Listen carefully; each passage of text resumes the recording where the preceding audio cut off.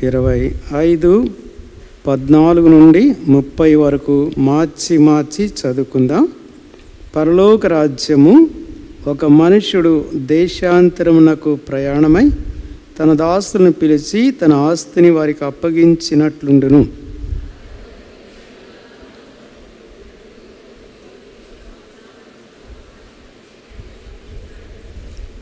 ఐదు తలాంతులు తీసుకుని వాడు వెళ్ళి వాటితో వ్యాపారం చేసి మరి 5 తలాంతులు సంపాదించెను.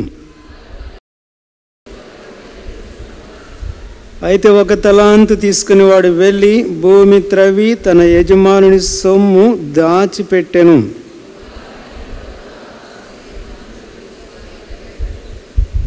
అప్పుడు 5 తలాంతులు తీసుకుని వాడు మరి 5 తలాంతులు తెచ్చి, అయ్యా, నీవు నాకు 5 తలాంతులను అప్పగించితివే, అవియుగాక మరి 5 తలాంతులు సంపాదించితనని చెప్పెను.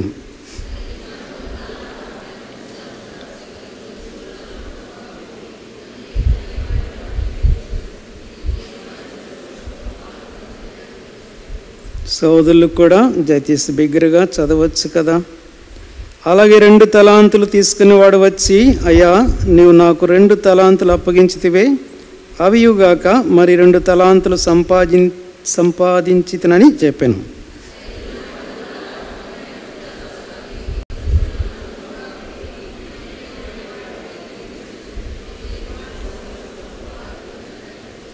తరువాత 1 తలాంతు తీసుకుని వాడును వచ్చి, అయ్యా, నీ విత్తని చోట కోయివాడను, చల్లని చోట పంట కూర్చుకుని వాడునైనా కఠినుడు అని నేను ఎరుగుదును.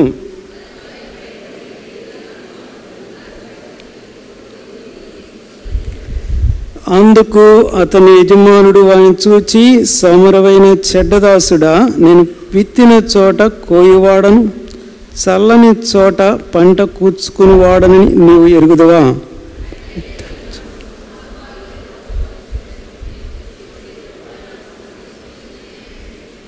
ఆ తలాంతుని వాని యొద్ద నుండి తీసివేసి 10 తలాంతులు గల వానికి ఇయ్యుడి.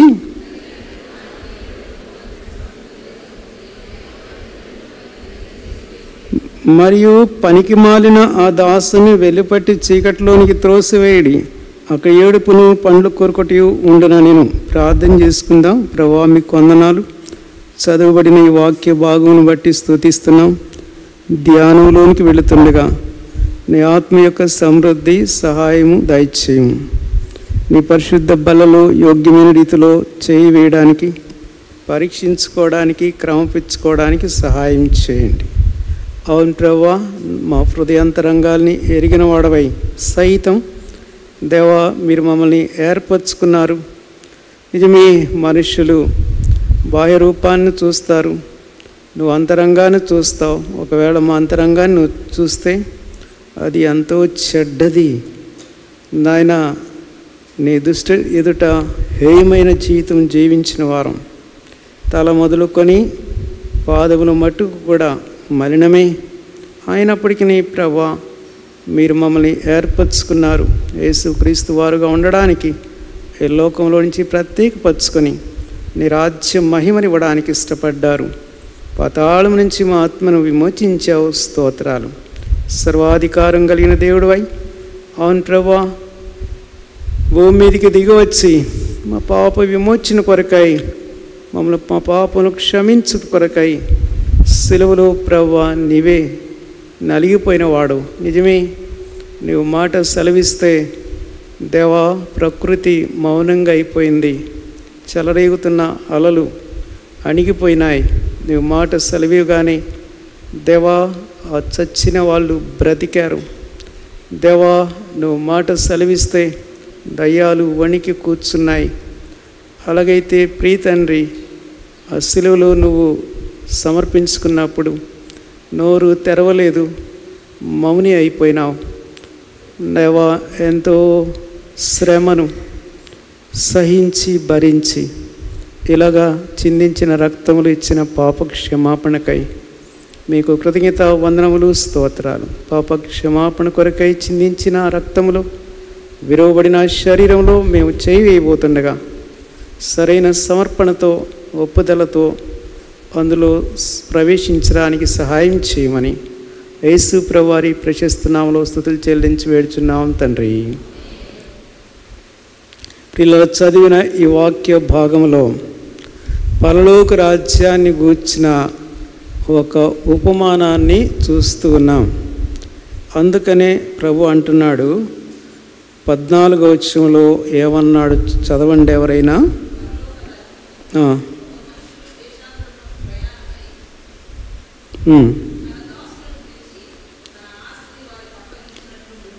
తన ఆస్తిని వారికి అప్పగించినట్లు ఉండును పరలోక రాజ్యము. అనగా ఇది పరలోక రాజ్యమును గూర్చిన ఒక పోలిక. వాస్తవంగా చెప్పాలంటే యేసుక్రీస్తు ప్రభువారు పరలోక రాజ్యాన్ని గూర్చి పలు రకాలైన ఉపమానములు చెప్పడం మనం చదవగలం కదా. ఇదే మత్తయి సువార్త 13వ అధ్యాయం, కాస్త వెనక్కి వెళితే 13వ అధ్యాయం 3వ వచనం చదవండి.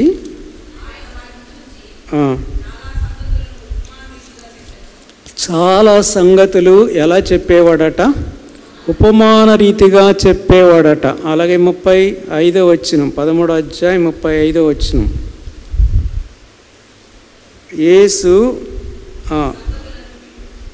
జన సమూహములకు ఉపమాన రీతిగా బోధించెను. ఉపమానము లేక వారికేమీ బోధింపలేదు కనుక ఈ రీతిగా మరి మిక్కుటంగా పరలోక రాజ్యాన్ని గురించి చాలా ఉపమానాలతో ప్రభు వారికి తేటైన రీతిలో పలు కోణాల్లో పరలోక రాజ్యాన్ని గురించి ఆయన వివరించిన వాడుగా ఉంటూ ఉన్నాడు. ఉదాహరణకి 13వ అధ్యాయంలోనే మనం చూస్తే 24వ వచనంలో ఏమంటాడు చూడండి. ఏమనగా పరలోక రాజ్యము తన పొలములో మంచి విత్తనం విత్తిన ఒక మనుష్యుని పోలి ఉన్నది.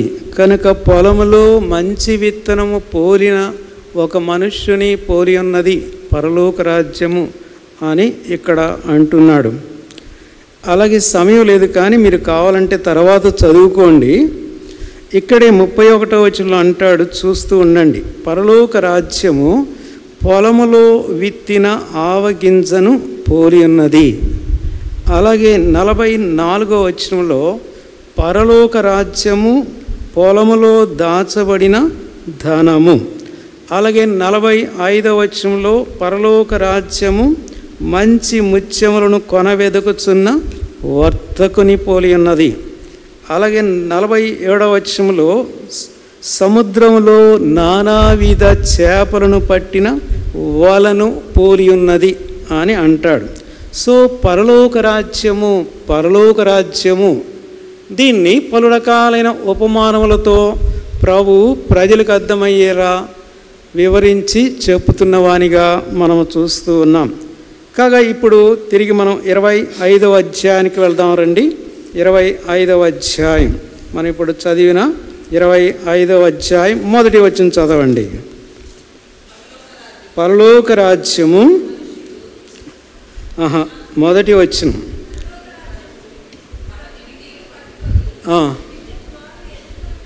పెండ్లి కుమారుని ఎదుటకు 10 మంది కన్యకలను పోలి ఉన్నది అంటాడు 1వ వచనంలో.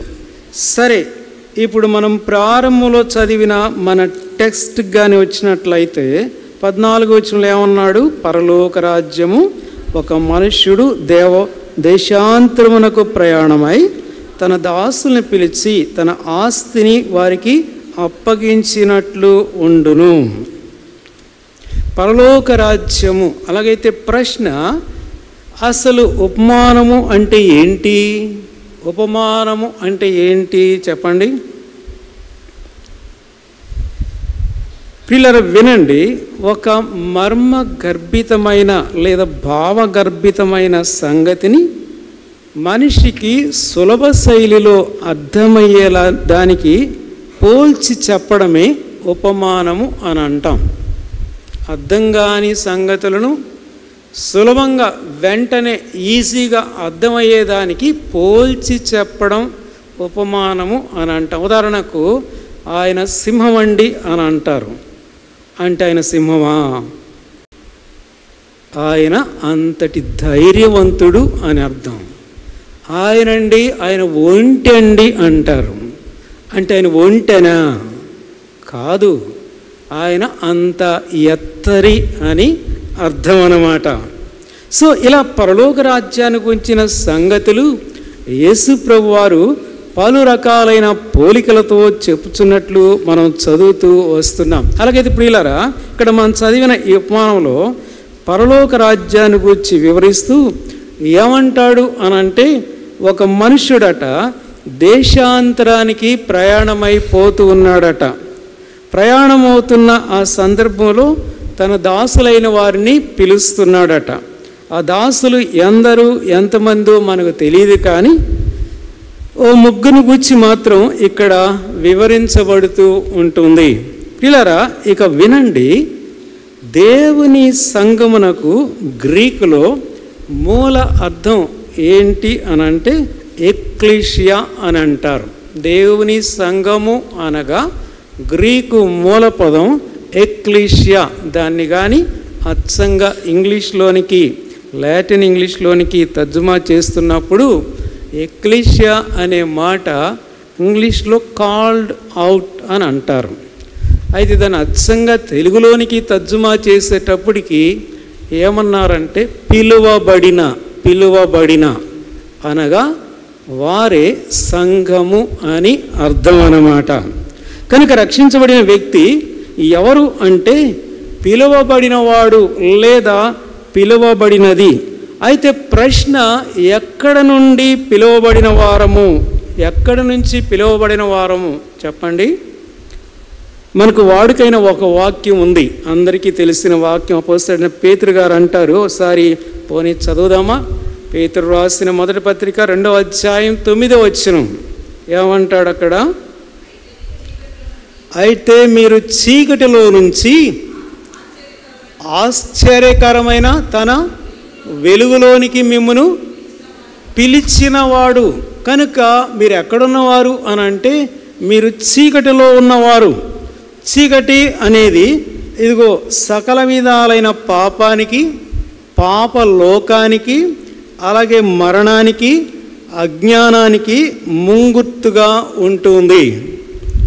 కనుక చీకటిలో నుండి అనగా పాపాంధకారంలో నుంచి, లోకాంధకారంలో నుంచి, మరణాంధకారంలో నుంచి, అలాగే మరి అజ్ఞాన అంధకారంలో నుంచి మనము పిలువబడిన వారంగా ఉంటున్నాం. అయితే ప్రియులారా, ప్రభు మనకు అనుగ్రహించిన ఆ పిలుపు యొక్క నాణ్యత ఎలాంటిదో చెప్పమంటారా? దయచేసి ఇప్పుడు తిమోతికి అపోస్తలుడైన పౌలు గారు రాస్తున్న ఒక చక్కటి మాట గమనించిన. మొదటి అధ్యాయం 10వ వచనం. తిమోతికి పౌలు రాస్తున్న మొదటి పత్రిక 1వ అధ్యాయం 10వ వచనం. ఆయనను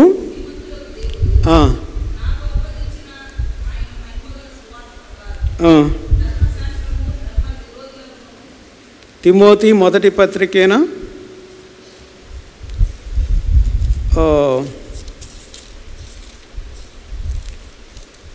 ఒక్క నిమిషం.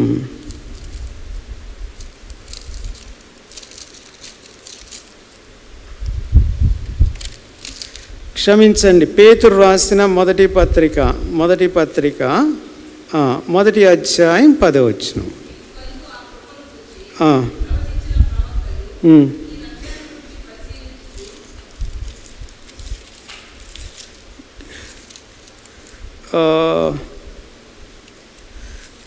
క్షమించండి 14వ వచనం ఏమంటాడు?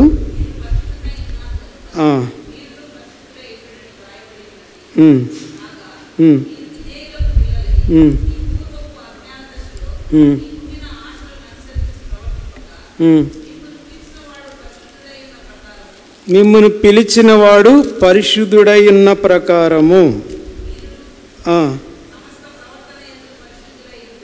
ఇప్పుడు తిమోతి 2వ పత్రిక 1వ అధ్యాయం 10వ వచనం చదవండి.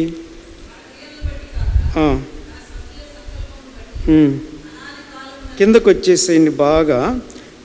తన కృపను బట్టి మనల్ని రక్షించి పరిశుద్ధమైన పిలుపుతో ఆయన మనల్ని పిలిచాను. మనం పిలిచిన ఇక్కడ పిలుపు యొక్క నాణ్యత ఎలాంటిదో మనం చూస్తున్నాం.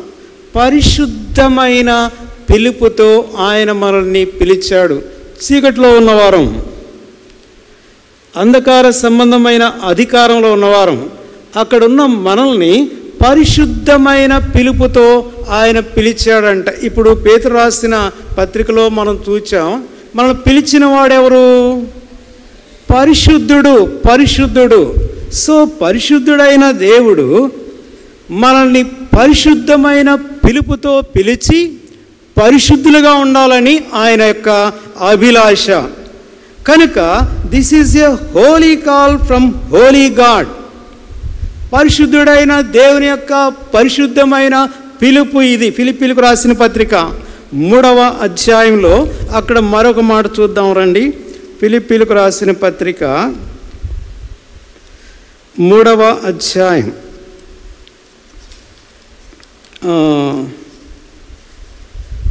అపోస్తలుడైన పౌలు అంటాడు కదా, ఏమంటాడు? 14వ వచనం, క్రీస్తు యేసునందు దేవుని ఉన్నతమైన పిలుపునకు. కనుక దేవుని ఉన్నతమైన పిలుపు ఇది high call, holy call, and this is high call, ఉన్నతమైన పిలుపంట. 3వ మాట చూద్దాం. హెబ్రీ పత్రిక 3వ అధ్యాయం, హెబ్రీ పత్రిక 3వ అధ్యాయం 1వ వచనం. ఇందువలన పరలోక సంబంధమైన పిలుపులో పాలు పొందిన చాలు. పరలోక సంబంధమైన పిలుపు, హెవెన్లీ కాల్, హెవెన్లీ. అందుకని అంటున్నాను, దేవుడు మనల్ని పిలిచిన పిలుపు యొక్క నాణ్యత ఇక్కడ మనం చూస్తున్నాం. అనగా this is Holi call, heavenly call, high call, high call. కాగా ఎక్కడికి పిలువబడినావంటే చెప్పండి, ఎక్కడికి పిలువబడినావు? తెస్సలోనికైలకు రాసిన పత్రిక 1వ అధ్యాయం, క్షమించండి, 1వ పత్రిక 2వ అధ్యాయం, 2వ అధ్యాయం 11వ వచనం గమనించండి. తన రాజ్యమునకును తన మహిమకును మిమ్మును పిలుచుచున్న దేవుని, for his Kingdom and his glory. కనుక ఆయన రాజ్యానికి, ఆయన మహిమకు మనల్ని ఆయన పిలిచిన వాడుగా ఉంటాడు. కనుక పిల్లరా, సంఘము అంటే అర్థము అది. మనము ఆయన రాజ్యమునకు పిలువబడిన వారం. అలాగే ఇక్కడ చేరిన మనలో చాలామంది ప్రభు యొక్క పరిశుద్ధమైన పిలుపు చొప్పున ప్రభు యొక్క శిలువను చేరుకొని ఆయన యొక్క రక్తధారల కిందికి తేబడిన వారమై దేవుని సంఘంగా మనము ఎంచబడుతూ వస్తున్నాం. అందును బట్టి ప్రభువును స్తుతించుతున్న వారంగా ఉన్నాం. కనుక ఆ పాట కూడా చక్కటి పాట మనం పాడుతాం కదా.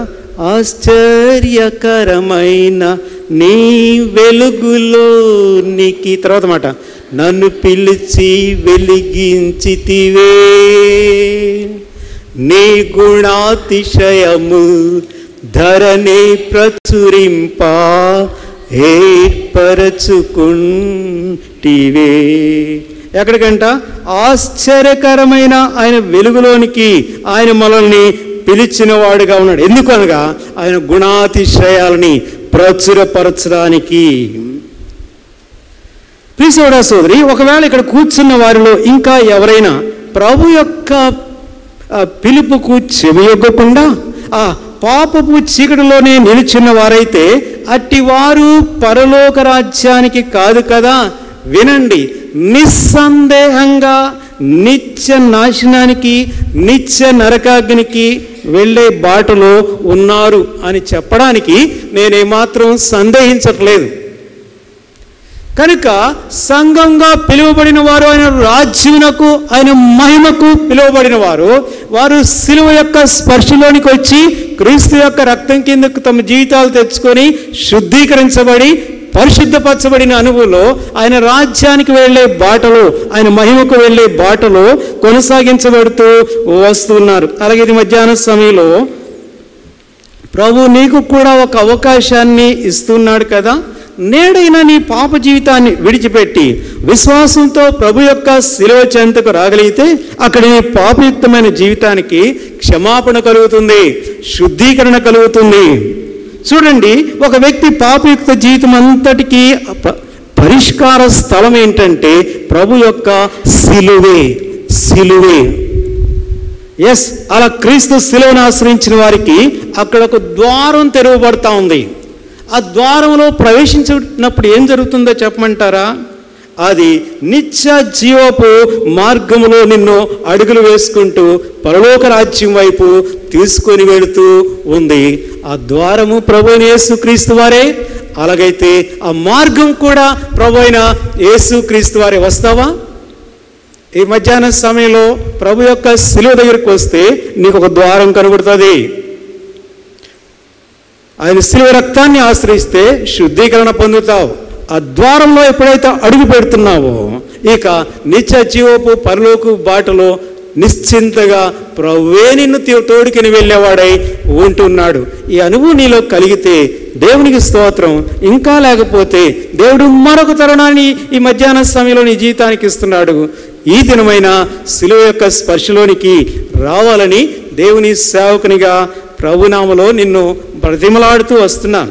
కనుక ప్రియులారా, మనం తిరిగి మరొకసారి మత్తయి సువార్త 25వ అధ్యాయానికి కానీ వెళ్ళినట్లయితే ఇక్కడ పరలోక రాజ్యాన్ని గురించిన ఈ ఉపమానంలో తమ యజమాని ద్వారా పిలువబడిన ఓ ముగ్గురు వ్యక్తులను మనము చూస్తూ వస్తున్నాం. ఈ ముగ్గురు నేటి దేవుని సంఘానికి ముంగుర్తుగా ఉన్నట్లు మనము చెప్పాలి. ఎలా చెప్పగలమంటే వీరు కూడా ప్రథమంగా పిలువబడిన వారట. చూడండి దయచేసి మత్తయి సువార్త 25వ అధ్యాయం 14వ వచనం. పరలోక రాజ్యము ఒక మనుషుడు దేశాంతరమునకు ప్రయాణమై తన దాసులను తర్వాత మాట పిలిచి, వీరు కూడా పిలువబడిన వారే. సరే, ఆ యజమానుడు వారిని పిలిచి ఏం చేస్తున్నాడట చెప్పండి? పిలిచి తన ఆస్తిని వారికి అప్పగించినట్లు ఉండను. తన ఆస్తిని వారికి అప్పగిస్తున్నాడట. ఈ యజమానుడు ఎలా ఏమేమి వెచ్చించి సంపాదించినాడో మనకు తెలియదు, కానీ తన ఆస్తిని వారికి అప్పగిస్తూ ఉన్నాడట. ప్రియులారా వినండి, ఈ మనుష్యుడు ఇక్కడ మన ప్రభువైన యేసుక్రీస్తు వారికి సాదృశ్యంగా ఉంటున్నాడు. అవును, ఓ సత్యం చెప్పమంటారా? యేసుక్రీస్తు ప్రభువారు ఈ భూమి మీద సంపాదించిన ఆస్తి ఒకటి ఉంది. అదేంటో చెప్తారా? యేసు ప్రభు భూమి మీద సంపాదించిన ఆస్తి ఏంటి? ఆయన యొక్క సంఘమే కదా. అందుకనే అపోస్తలుడైన పౌలు గారు అపోస్తల కార్యములు 20వ అధ్యాయం 28వ వచనంలో ఒక మాట అంటారు కదా. ఏమంటాడు? దేవుడు తన స్వరక్తమిచ్చి సంపాదించిన సంఘం. ఆయన సొంత రక్తం ఇచ్చి తన సంఘాన్ని ఆయన సంపాదించాడంట. కనుక క్రీస్తు యొక్క ఆస్తి ఏదైనా ఉంది అని అంటే అది ఆయన యొక్క సంఘమే. అందుకని ఇందాక పాట కూడా పాడాం, స్వరక్తం ఇచ్చి. కాగా ఇక్కడ పిలువబడిన వీరికట ఆ యజమానుడు తన ఆస్తిని అప్పగిస్తూ వస్తున్నాడట. 15వ వచనం చదవండి. ఎంతంత అప్పగిస్తున్నాడు? ఒకనికి 5 తలాంతులను, ఒకనికి 2, ఒకనికి 1.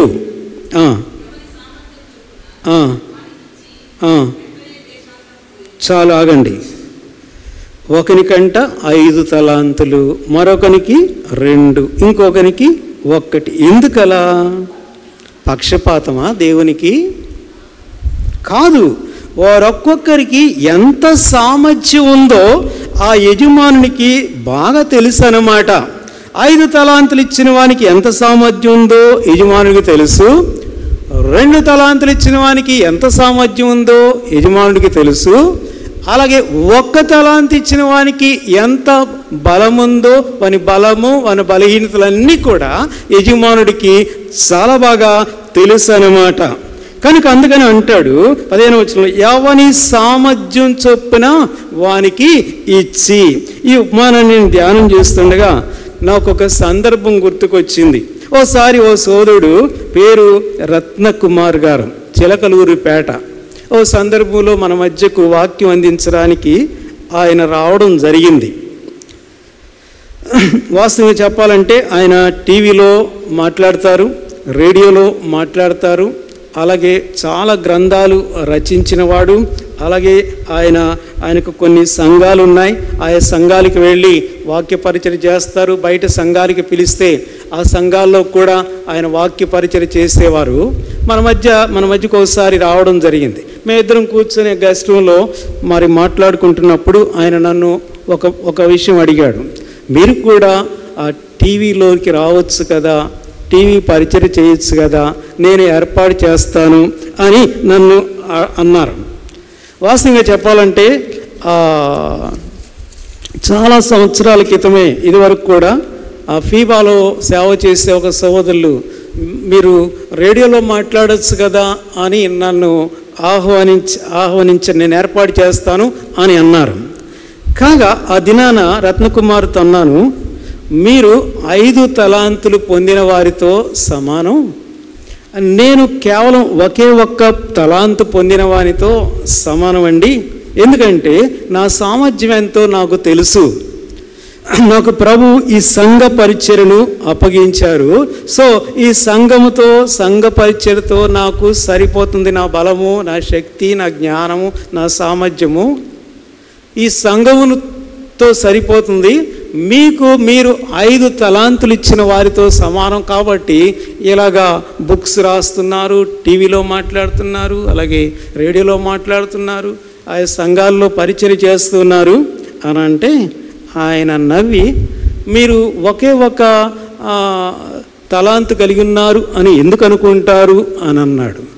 అరే నాకు తెలుసు కదా నా సామర్థ్యం ఏంటో, నా శక్తి ఏంటో. ఇంకోటి కూడా నా నెత్తి మీద పెట్టుకొని ఏది సక్రంగా చేయకపోతే ప్రభు వచ్చినప్పుడు ఆయన ఎదుట మరి నిర్దోషిగా నేను నిలవబడాలి కదా. కాబట్టి ఈ ఒక్కటి నేను సంపూర్ణంగా పర్ఫెక్ట్గా చేసి ప్రభు ఎదుట చక్కగా నిలవబడగలిగితే చాలండి అని అంటే ఆయన మౌనంగా అయిపోయారు. ఎందుకు చెప్తున్నానంటే ఇక్కడ ఒకరికి 5 అట, మరొకరికి 2 అట, ఇంకొకరికి 1 ఇచ్చాడట, ఇచ్చి వెళ్ళిపోయినాడట. కాగా వాటిని తీసుకుని వారు వాటితో ఏం చేయాలట? 16వ వచనం, వాటితో వ్యాపారము చేయాలట. అంటే వారు వాటితో శ్రమించాలి, పని చేయాలి, వాటిని విస్తరింపచేయాలి. 5 తీసుకున్నవాడు వాటితో వ్యాపారం చేయాలి, పని చేయాలి, శ్రమించాలి, అదే సమయంలో వాటిని మల్టిప్లై చేయాలి, విస్తరింప చేయాలి. అయితే ఇక్కడ ఏం జరిగిందట? 16, 17 వచనాలు చూడండి. 5 తలాంతులు తీసుకునేవాడు ఎన్ని వెళ్ళి మరి 5, 2 తీసుకునేవాడు మరి 2. కాగా ప్రియులారా, తొలుత వారిద్దరిని గురించి మనం కాస్త ఆలోచన చేస్తే 3వ వాడిని గురించి తర్వాత ఆలోచన చేద్దాం. ప్రథమంగా ఈ 5 తీసుకునేవాడు ఎంతగా శ్రమించాడో, ఎంతగా కష్టపడినాడో అనే విషయము ఇక్కడ అర్థమవుతూ వస్తుంది. Really he is very hard worker అని చెప్పాలి. చాలా కష్టజీవి, చాలా కష్టపడి 5 శ్రమపడి సంపాదించిన వానిగా మనం చూస్తున్న. ఎంతో కష్టపడితే తప్ప మరొక 5 అంటారా? తన శక్తి సామర్థ్యాలు, బలము, తన టైము ఎంతో వెచ్చించితేనే కానీ మరి 5 సంపాదించలేడు కదా. సో చెప్పాలంటే తన యజమానుడు తనకు అప్పగించిన వాటి యందు తాను ఎంతగా వ్యయం చేసుకున్నాడో మనకు అర్థమవుతుంది. అలాగే 2 పొందినవాడు మరో 2 అంట. సో తనకున్న శక్తి సామర్థ్యాల మేరకు తనకు కూడా మ్యాక్సిమం ఎఫర్ట్స్ తీసుకొని శ్రమ పడిన వాడుగా ఉన్నాడనమాట. కాగా ఇప్పుడు ఏం జరిగిందో చూద్దాం. చూడండి 19వ వచనం. బహుకాలమైన తర్వాత ఆ దాసుల యజమానుడు వచ్చి వారి యొద్ద లెక్క చూచుకుని, బహుకాలమైన తర్వాత ఆ యజమానుడు వచ్చాడంట, మరలా వచ్చాడు. ప్రియులారా, ఈ లేఖనం మన ప్రభువైన యేసుక్రీస్తు వారి యొక్క రెండవ రాకడను మనకు జ్ఞాపకం చేస్తూ ఉంటుంది. చూడండి, దేశాంతరం పోయిన ఆ యజమానుడు ఇక అలాగే కనబడకుండా వెళ్ళిపోలేదు. బహుకాలం తర్వాత మరలా వారి చెంతకు వస్తూ ఉన్నాడట. ఎస్, మన ప్రభువైన యేసుక్రీస్తు వారు 2000 సంవత్సరాల క్రితమే పరలోకానికి ఆరోహణై వెళ్ళిపోయినాడు. బట్ తన శిష్యులతో ఏమన్నాడు అనంటే, నేను మరలా వస్తాను కదా. యోహాను సువార్త 14వ అధ్యాయం 3వ వచనంలో ఏమంటాడు చెప్పండి. యోహాను సువార్త 14వ అధ్యాయం 3వ వచనం. నేను వెళ్ళి మీ స్థలము సిద్ధపరిచిన ఎళ్ళ నేనుండి స్థలములో మీరును ఉండలాగున. ఆ మాట గమనించండి. మరలా వచ్చి మరలా నేను వస్తాను. గత బైబిల్ స్టడీలో కూడా ప్రకటన గ్రంథం 22వ అధ్యాయంలో చివరి అధ్యాయంలో అదే విషయం మనం స్టడీ చేసిన వారంగా ఉన్నాం. అధ్యాయంలో ప్రభు పదే పదే 3 సార్లు అంటాడు. ఏమని అంటాడంటే 7వ వచనంలో, ఇదిగో నేను త్వరగా వచ్చుచున్నాను. దెన్ 12వ వచనంలో కూడా ఇదిగో నేను త్వరగా వచ్చుచున్నాను. తర్వాత చివరి ముందు వచనంలో 20వ వచనంలో బైబిల్ ఎండింగ్లోకి వచ్చేస్తే ఇదిగో నేను త్వరగా వచ్చుచున్నాను అంటాడనమాట.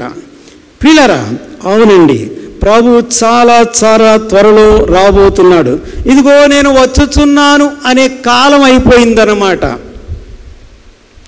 ఇప్పుడు దానికి ముందు త్వరగా వచ్చుచున్నాను ఈ విషయం జాగ్రత్తగా గుర్తుపెట్టుకోవాలని ప్రభునామములో మనవి చేస్తూ వస్తున్నాను. మీరు న్యూస్ పేపర్లో చదువుతున్నారో లేదో నాకైతే తెలియదు, కానీ టీవీ న్యూస్ వింటున్నారో లేదో నాకైతే తెలియదు, కానీ ప్రభు త్వరలో రాబోతున్నాడు అనే విషయం చాలా స్పష్టంగా కనబడుతూ ఉంటుంది. ఒకవైపు రష్యా ఉక్రెయిన్ యుద్ధము తారాస్థాయికి వెళ్ళిపోయింది.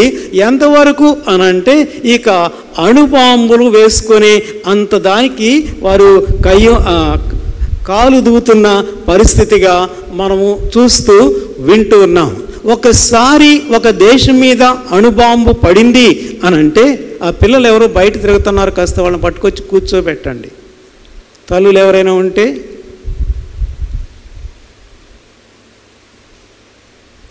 ఒక్కసారి ఒక అణుబాంబు ఒక దేశం మీద పడిందంటే ఆనాడు జపాన్లో ఉన్న హిరోషిమా నాగసాకి ఎలాగ మాడిపోయిందో అలాగ మాడిపోయే పరిస్థితులు ఉన్నాయి.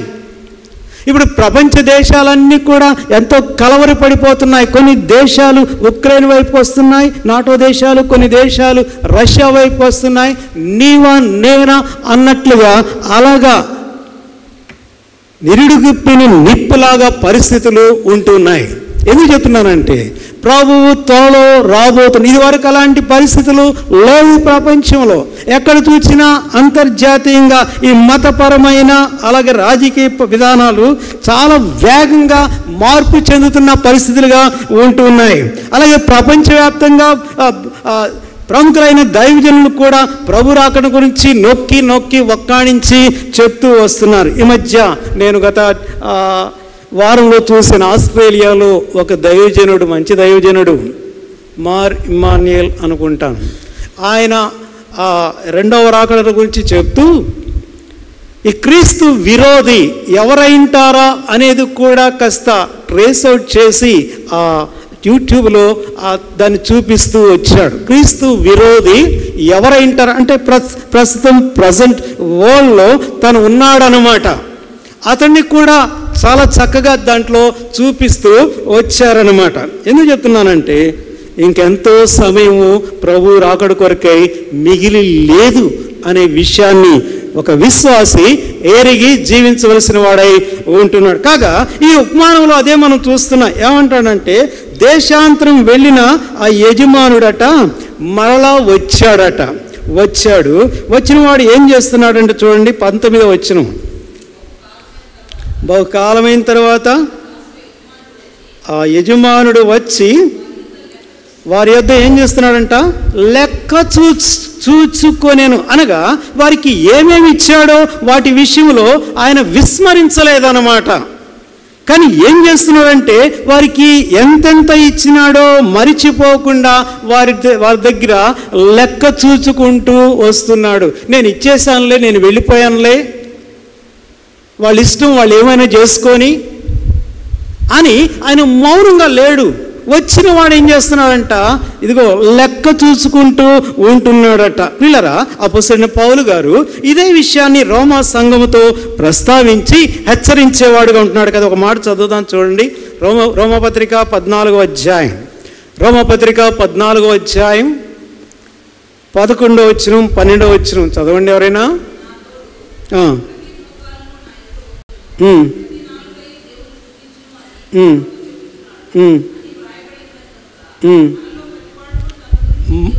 ఆ మాట అండర్లైన్ చేసుకోవచ్చు. మనలో ప్రతివాడు, ఈచ్ అండ్ ఎవ్రీ వన్, మనలో ప్రతివాడు ఏం చేయాలంట, దేవునికి ఆ లెక్క అప్పగించాలి.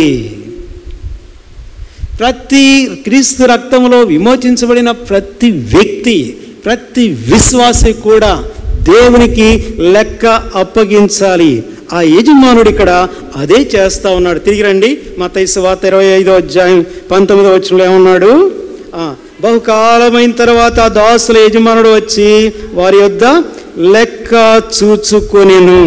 అప్పుడు ఏమైందట, 20వ వచనం రండి. అప్పుడు 5 తలాంతులు తీసుకునేవాడు మరి 5 తలాంతులు తెచ్చాడట. 5 తలాంతులు తీసుకున్నవాడు హార్డ్ వర్క్ చేశాడే, అతడు 5 తలాంతులు మరి 5 తలాంతులు పట్టుకొచ్చాడు. 5 to 5. కాబట్టి యజమానుడు అతను ఏమంటున్నాడు, నెంబర్ 1, బలా నమ్మకమైన మంచి దాసుడా. సో యజమానుని ద్వారా ప్రశంస, నెంబర్ 1. ఇంకా ఏమంటాడు, నెంబర్ 2, నిన్ను అనేకమైన వాటి మీద నియమించేదను, అవార్డ్ లేదా రివార్డ్, బహుమానం. ఇంకా 3వదిగా ఏమన్నాడు, నీ యజమానుని సంతోషములో పాలు పంపులు, సెలబ్రేషన్, గొప్ప విందు. సో 5కు 5 సంపాదించిన అంట, వెరీ హార్డ్ వర్కర్. ఇది ఏమంటారు అంటే ఛాంపియన్ అని అంటాం. మన భాషలో చెప్పాలంటే విన్నర్ ఛాంపియన్. సాధారణంగా స్కూల్ లెవెల్లో, నేను హై స్కూల్ చదివేటప్పుడు ఆ కాలేజీలో ఈ ఆటల పోటీలు జరుగుతుండేవి అన్నమాట. అక్కడ ఎవరైనా 5 కానీ వరుసగా గెలిస్తే అతన్ని ఏం చేస్తారంటే సన్మానిస్తారు. అతడు ఛాంపియన్ అనమాట. అంటే అతడు విక్టరీ స్టాండర్ మీద ఎక్కించి అతని మెడలో దండ వేసి అతని చేతికి ఒక కప్ ఇచ్చి లేదా ఒక సర్టిఫికేట్ కూడా అతనికి ఇచ్చి లేదా ఒక షీల్డ్ కూడా ఇచ్చి ఆ రీతి ప్రశంసా పత్రంతో అతన్ని సన్మానించేవారుగా ఉంటారు. సో ఇతడు అలాగనమాట. అలాగైతే 2వ వాని దగ్గరికి వస్తే ఇతడు ఏం చేస్తున్నాడంట చూడండి, 2కు 2 సంపాదించిన వాడనమాట. అనగా ఇతడు అతని సామర్థ్యం మేరకు పని చేసినవాడు. అయితే ఇతనికి ఎలాంటి ప్రశంస చెప్పండి. 22-23 వచనాలు.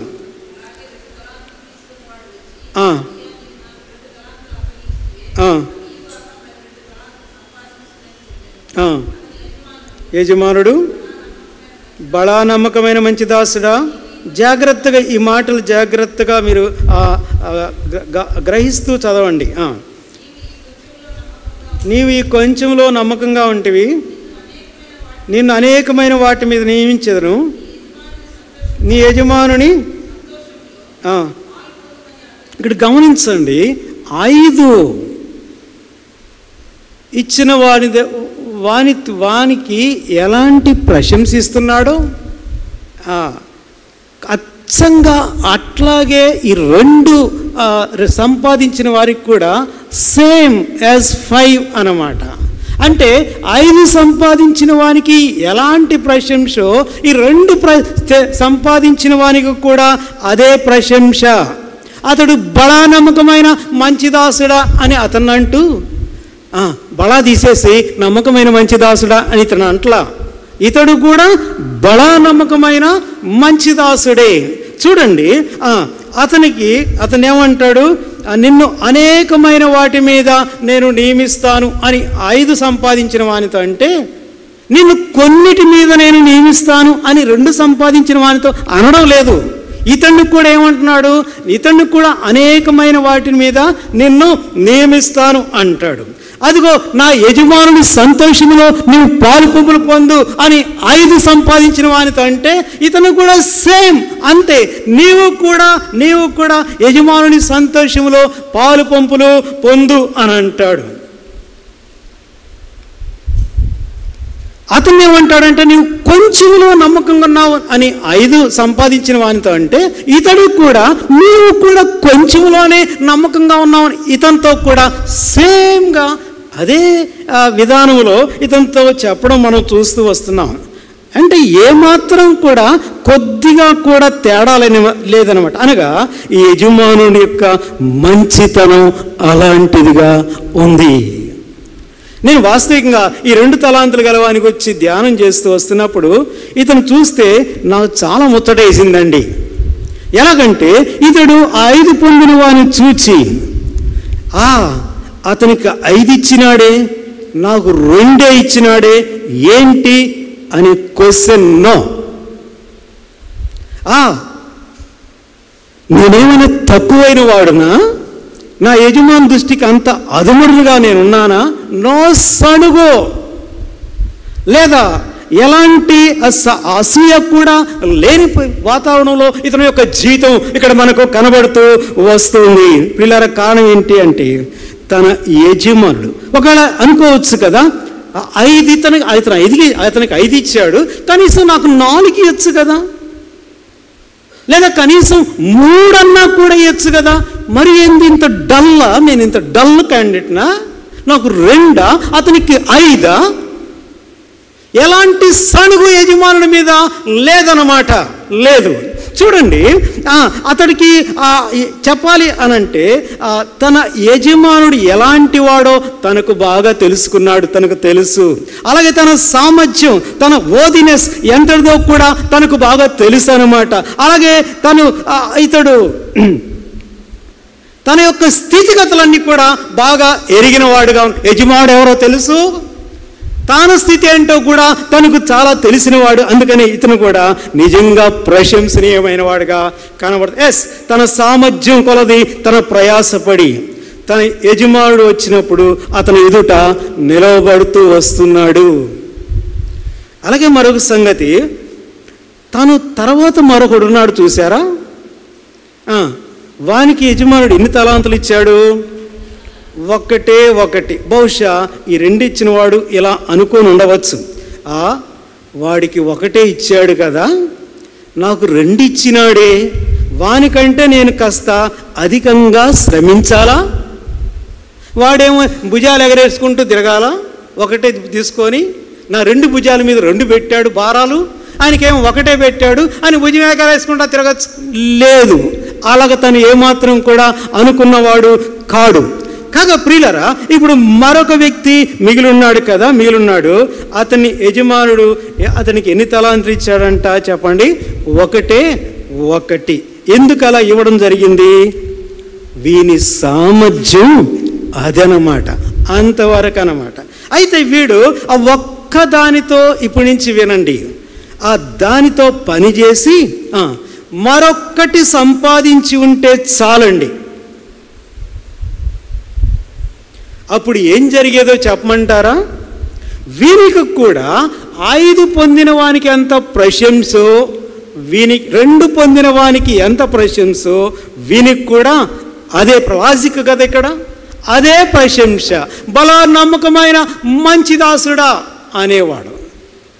నువ్వు కొంచెంలో నమ్మకంగా ఉన్నావు అని 5 ఇచ్చిన వారితో అన్నాడు కదా.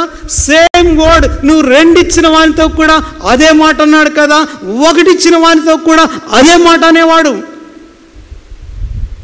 అలాగే నిన్ను అనేకమైన వాటి మీద నేను నియమిస్తానని 5 ఇచ్చిన వానితో అన్నాడు కదా, 2 ఇచ్చిన వానితో అన్నాడు కదా. ఇతనితో కూడా అదే అనేవాడు యజమానుడు. అలాగే యజమానులో సంతోషంలో పాలు పంపులు పొందు అని 5 ఇచ్చిన వానితో అన్నాడు, 2 ఇచ్చిన వానితో అన్నాడు. ఇతడితో కూడా అదే సంతోషంలో ఇతను కూడా ప్రవేశపెట్టేవాడు. కానీ ప్రియులారా, ఇతడి యొక్క జీవితం చూస్తే బట్ హి లాస్ట్. అయితే ఎందుకు వీడు కోల్పోయినాడు చెప్పండి? వీడు అపనమ్మకస్తుడు, వీడు సోమరుడు, పనికి మాలినవాడు, యూజ్లెస్ ఫెలో అని చెప్పాలి. అందుకని ఆ యజమానుడు వీని చూచేమంటున్నాడు. ఇప్పుడు చూడండి 26వ వచనం.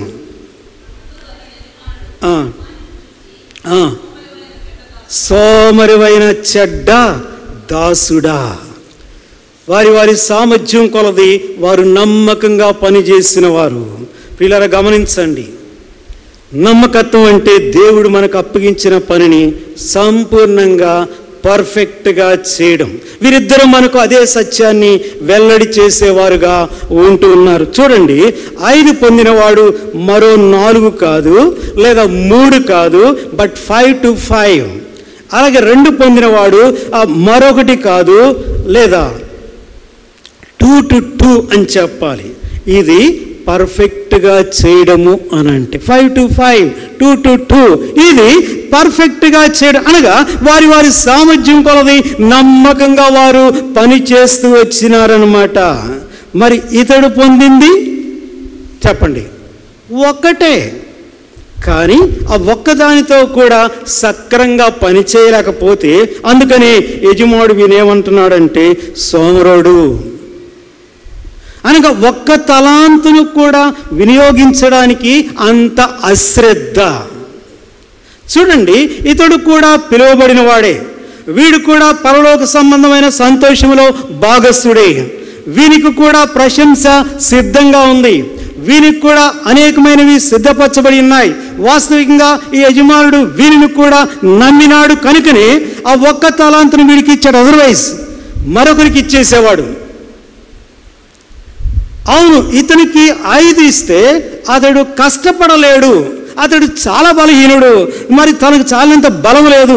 అలాగ ఎరిగిన వాడే యజమానుడు ఇతడికి 1 ఇచ్చాడు. యజమానుడు ఎంత మంచోడో. అలాగే ప్రియులరా, నేను ముగింపులోనికి వస్తున్నా. ఇంతకీ ఈ ప్రభు చెప్పిన ఈ ఉపమానం యొక్క వడపోత సారాంశము ఏంటి? చూడండి, ఈ 25వ అధ్యాయం 1వ వచనం నుంచి 13వ వచనం వరకు చెప్పబడిన 10 మంది కన్యకలు, లేదా బుద్ధి కలిగిన లేదా బుద్ధి లేని కన్యకలు. ఈ ఉపమానంలో మనకు ప్రభువు పెళ్లి కుమారుడుగా రాబోతున్నాడు. కాబట్టి దాని యొక్క ముగింపు ఏంటంటే మెలకువగా ఉండండి, మెలకువగా ఉండి ప్రార్థన చేయండి. గత మాసాలన్నిటిలో ఈ లేఖనాలు బహు విస్తారంగా మనం ధ్యానం చేసుకుంటూనే చెప్పుకుంటూనే వచ్చాం. కాగా మనం ఇంతవరకు చూసిన ఈ ఉపమానంలో ప్రభు వచ్చు వరకు ప్రభు మనకు అప్పగించిన పనిని నమ్మకంగా నెరవేర్చవలసిన వారంగా ఉంటూ ఉన్నాం అనే సత్యం ఇక్కడ వెల్లడి చేయబడుతూ వస్తుంది. నేను మరలా వస్తాను, యజమానుడు మళ్ళా వచ్చాడట కనుక ప్రభు మరలా రాబోతున్నాడు కనుక ప్రభు వచ్చే వరకు వారికి ఇవ్వబడిన వాటితో వారు వ్యాపారం చేయాలి, వాటితో శ్రమించాలి, వాటితో పని చేయాలి, వాటిని విస్తరింపజేయాలి. అది యజమానులు వీరిలో కోరుతున్న సంగతిగా మనం ఇక్కడ చూస్తూ వస్తున్నాం. అందుకని 19వ వచనంలో ఏమంటున్నాడు ఒకసారి చదవండి. బహుకాలమైన తరువాత ఆ దాసుల యజమానుడు వచ్చి ఏమి చేయబోతున్నాడట చెప్పండి? లెక్క చూసుకొనబోతూ ఉంటున్నాడు. కనుక దేవుని సంఘములో చేర్చబడిన ప్రతి విశ్వాసి, దేవుని యొక్క సంఘ క్షేమం కొరకు, దేవుని యొక్క రాజ్య వ్యాప్తి నిమిత్తమై పని చేయాలి. ప్రభువుని నా రక్తంతో విమోచించాడా? ఆయన సంఘంలో చేర్చాడా? ఆయన సంఘంలో ఒక అంగముగా నిన్ను మార్చాడా? ఆయన సంఘం యొక్క క్షేమాభివృద్ధి కొరకై, ఆయన రాజ్యం యొక్క విస్తరణ కొరకై ప్రతి విశ్వాసి కూడా పని చేయవలసిన వాడుగా ఉన్నాడు. ఎప్పటి వరకు అంటే ప్రభు వచ్చే వరకు, అంటిల్ లార్డ్స్ కమింగ్. ఎందుకంటే ప్రతి ఒక్క వ్యక్తిని కూడా ఆయన లెక్క అడుగబోతూ ఉంటున్నాడు. చూడండి, దేవుడు మనను ఆయన సంఘం అనే శరీరంలో భాగస్థులుగా చేసుకున్నాడండి. కాగా ఈ సంఘం అనే ఈ శరీరం యొక్క క్షేమాభివృద్ధి కొరకై ప్రశ్న ఏంటంటే, నీవేమి చేస్తూ ఉన్నావు? ప్రభు త్వరలో రాబోతున్నాడు. ఈ సంఘం యొక్క క్షేమాభివృద్ధి కొరకై, దేవుని యొక్క రాజ్య వ్యాప్తి కొరకై నీవు ఏమి చేస్తున్నావు? ఏమి పని చేస్తున్నావు? ఇది నీకు సూటి ప్రశ్న ఈ మధ్యాహ్న సమయంలో. చూడండి, ఉదాహరణకు మన శరీరంలో ఒక్కొక్క అవయవానికి ఒక్కొక్క రకమైన పని ఉంది. ఉదాహరణకు కన్ను, లేదా చెవి, లేదా చెయ్యి, కాలు, పాదము, దేని పనికి అది. ఆ సిస్టాన్ని దేవుడే ఏర్పాటు చేశాడు ఈ శరీరంలో. సో కన్ను చూడడానికి, చెవి వినడానికి, నోరు మాట్లాడడానికి, చెయ్యి పనిచేయడానికి, కాలు నడవడానికి, పాదము మట్టిలో తిరగడానికి కూడా ఈ శరీరంలోనే ఆయన ది సెటప్ అంతా కూడా ఆయన చేశాడు కదా. అవును. అయితే ప్రతి అవయవం కూడా కేవలం శరీరం యొక్క క్షేమాభివృద్ధి నిమిత్తమే దాని పనిని జరిగిస్తూ వస్తున్నాయి. చూడండి, శరీరం యొక్క క్షేమమే ప్రతి అవయవం యొక్క కూడా క్షేమమై ఉంటుంది. కనుక సంఘం అనే శరీరంలో కూడా ఇదే సత్యాన్ని ఎరగాలండి. అందుకని అపోస్తలుడైన పౌలు గారు రోమీయులకు రాసిన పత్రికలో, దయచేసి రండి ఒకసారి చదువుదాం. 12వ అధ్యాయం, రోమపత్రిక 12వ అధ్యాయం, రోమపత్రిక 12వ అధ్యాయం, దయచేసి 4వ వచనం నుంచి చక్కగా పోల్చి వివరిస్తా చెప్తాడు. చూడండి, అపోస్తలుడైన పౌలు ఏమంటాడు? 12వ అధ్యాయం రోమపత్రిక 142వ పేజీ, కొత్త నిబంధనలో. ఒక్క శరీరంలో మనకు అనేక అవయవములు ఉండినను ఈ అవయవములన్నిటికీ ఒకటే పని ఎలా ఉండదో అలాగే అనేకులమైన మనము క్రీస్తులో ఒక్క శరీరముగా ఉండి ఒకరికొకరము ప్రత్యేకముగా అవయవంలో ఉన్నాము. తర్వాత మనకు అనుగ్రహింపబడిన కృప చొప్పున వేరువేరు కృపావలము కలిగిన వారమై ఉన్నాము గనుక మనకు అనుగ్రహించబడిన కృప ఎవరికి మట్టుకు వారికి కృప ఇచ్చాడు. ఎందుకు ఇచ్చాడు అంటే ఆయన సంఘం యొక్క క్షేమాభివృద్ధి కొరకై పని చేయడానికి. ఆ తర్వాత చదవమ్మా.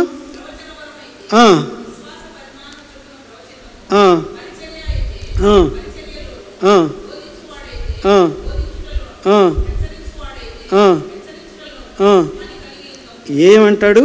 పని కలిగి ఉందము. తర్వాత మాట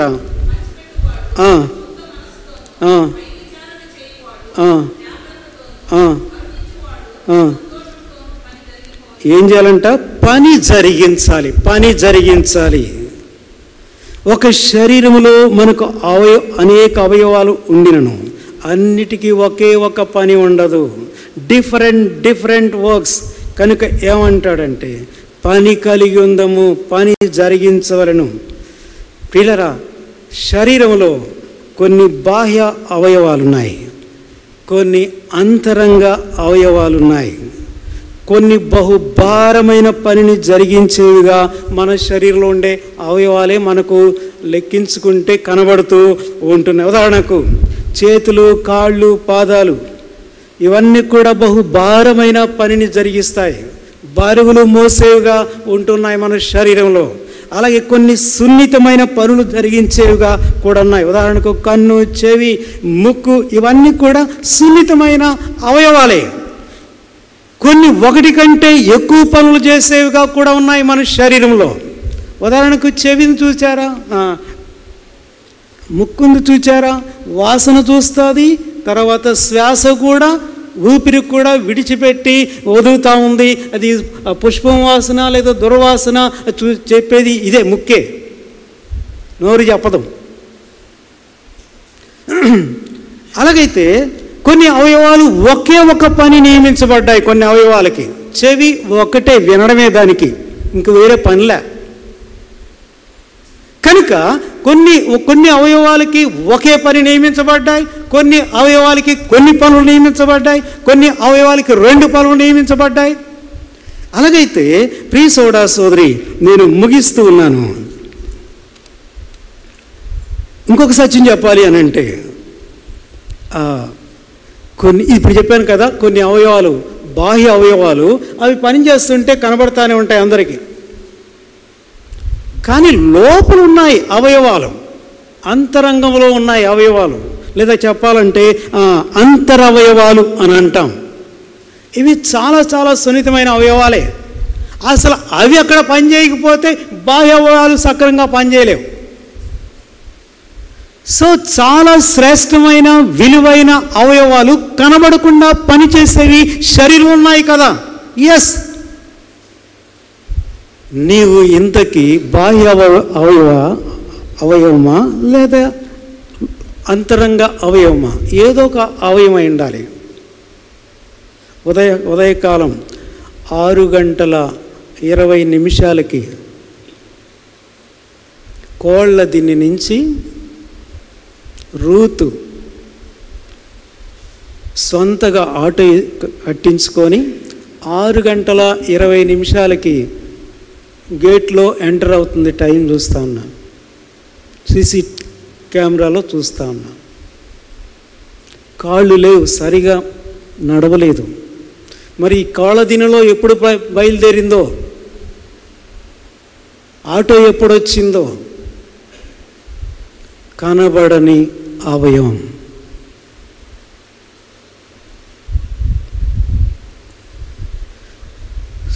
ఉదయకాలం 6 గంటల నుంచి బ్రదర్స్ ఇక్కడ పనిచేస్తారు. ఇవన్నీ కూడా అరేంజ్ చేసి చైర్స్, టేబుల్ ఇవన్నీ కూడా, ప్రభు బల్ల ఇవన్నీ కూడా అరేంజ్ చేస్తే 6 గంటలకే కొంతమంది సోదరులు వచ్చి వారు పని చేసి వెళ్తారు. వారు కనబడని అవయవాలు. నిన్నటి దినాన శనివారం ఉదయకాలం లేదా 11-12 గంటల మధ్య కొంతమంది సహోదరులు వచ్చి ఈ మందిర ఆవరణాలన్నీ టోటల్గా సంపూర్ణంగా కడిగి మాఫ్ చేసి శుభ్రపరిచి బాత్రూమ్స్ వీటన్నిటి కడిగి టోటల్గా సిద్ధపరుస్తారు. వారు కనబడని అవయవాలు. ప్రశ్న, క్రీస్తు యొక్క శరీరంలో నీవు ఏ అవయవమై ఉన్నావు? నీవు క్రీస్తు యొక్క సంఘ క్షేమాభివృద్ధి కొరకై నీవు ఏమి పని చేస్తూ ఉన్నావు? లేదా దేవుని యొక్క రాజ్య వ్యాప్తిలో నీ భాగం ఏంటి? నీ పని ఏంటి? ఎంత మోతాదులో నీవు శ్రమ పడుతూ ఉన్నావు? ఒకవేళ ఈ టెక్స్ట్ను మనం ఆధారంగా చేసుకొని వివరించుకోవాలి అనంటే, ఎంతమంది ఆత్మలను నీవు సంపాదించావు? కనీసం 5 మందినా, లేదా 2 పోని ఒక్కరినైనా ప్రయాసపడి సంఘం యొక్క క్షేమాభివృద్ధి కొరకై, దేవుని యొక్క రాజ్యవ్యాప్తి కొరకై ప్రయాసపడుతున్నావా? 5 to 5 సంపాదించాడంటే ఇతను, 2 to 2 సంపాదించాడంటే ఇతను, వీడు 1 to 1 సంపాదించుంటే బాగుండేది. కనీసం ఒక్క ఆత్మనైనా దేవుని యొక్క రాజ్యంలోనికి తోడుకొని వచ్చే పనిలో ఏమైనా శ్రమిస్తున్నావా? కష్టపడుతున్నావా? వినండి, ప్రభు త్వరలో రాబోతున్నాడు. అలాగైతే నీవు ప్రభు యొక్క పనిలో ఎంతవరకు భాగస్థురాలుగా ఉన్నావు? ప్రియులారా, నాకు ఇక్కడ ఒక ఆశ్చర్యం కలిగించే ఒక విషయం ఏంటో చెప్పమంటారా? ఈ ఒక్క తలాంతు పొందిన వ్యక్తిని గురించి ఏమంటాడు చూడండి. చివరిగా మాట చదువుకొని ముగించుకుందాం. 25వ అధ్యాయం మత్తయి సువార్త మత్తయి సువార్త 25వ అధ్యాయం ఒకసారి 30వ వచనం అందరం కలిసి చదువుకుందాం రండి. మత్తయి 25:30.